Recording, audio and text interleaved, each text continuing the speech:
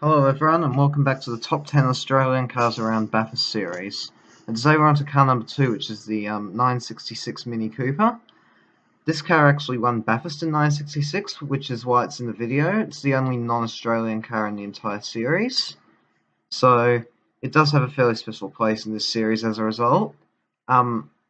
This car actually was driven by a rally driver in the Bathurst 1000, a Finn by the name of Rauno Eltonen. So if you've ever heard of him, he actually won Bathurst, which was definitely a bit different to the modern day rally driver. They wouldn't even be contemplating going around here.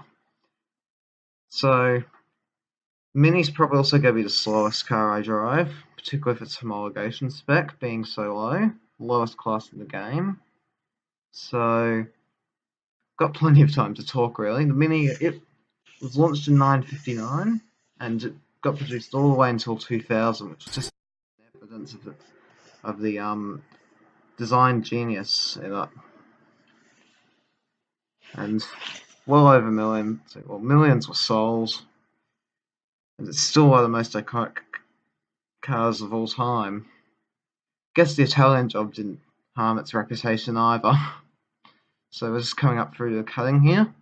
The top of the circuit is where the Mini really shines. It'll do much better than all of the Aussie muscle cars over the top, but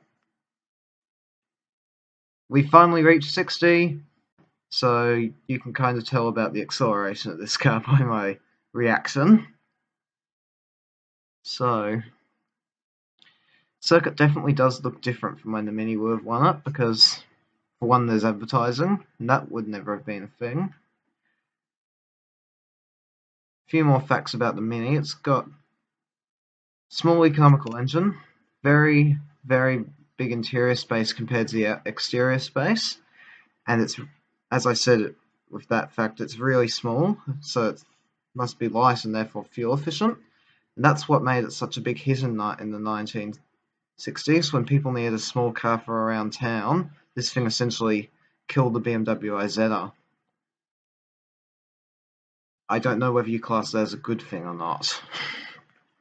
So we're now going down the hill. This is probably the Mini's best part of the circuit, because for the V8 supercars you have to be on and off the gas and then just letting it roll down the mountain essentially.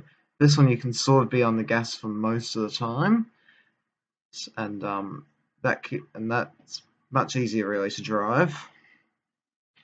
But this is its least favourite part of the circuit really, down Conrod. It's gonna be a long time, so they actually put in the chase after a really big accident that happened there. Still doesn't stop really big accidents. Look up Fabian Coulthard's one from 2010 if you're interested in really big accidents at the chase, but I don't think the Mini is going to be able to attain that speed. It's just past its theoretical top speed, which means the homologation has done the job. It's got it faster than it should be going, but it's still slow.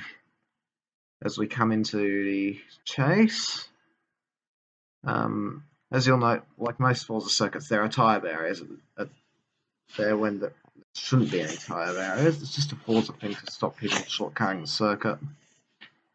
So we're now just going into the last corner. Just need to be careful not to overrun myself there. And just going back down past the Super Cheap Auto gantry. That's actually a finish line right there, but there's no staggered start-finish line in Forza, so the real start line has to be the finish. So that brings us to an end the second lap of the top 10 Aussie cars around Bathurst. So as I said, the rest of them are all Australian, but we're staying in the 970s for the next few, so just please keep tuned in for them, and I'll see you next time.